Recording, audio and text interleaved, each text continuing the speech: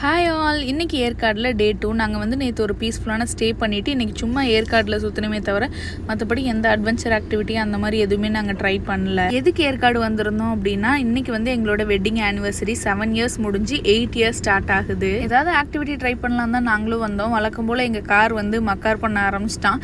So mood out ஆகிடுச்சு. சரி okay, ஆனாலும் நம்ம மனசு தளர வேண்டாம், நம்ம லோக்கலில் ஏற்காடில் சுற்றுவோம் அப்படின்னு சொல்லிட்டு நல்லாவே என்ஜாய் பண்ணிவிட்டு அப்புறம் ஆஃப்டர்நூன் மாதிரி கீழே இறங்க ஆரம்பிச்சிட்டோம். நாங்கள் வந்து இப்போ மேட்டூர் அந்தியூர் அந்த வழியாக தான் கீழே வந்தோம்.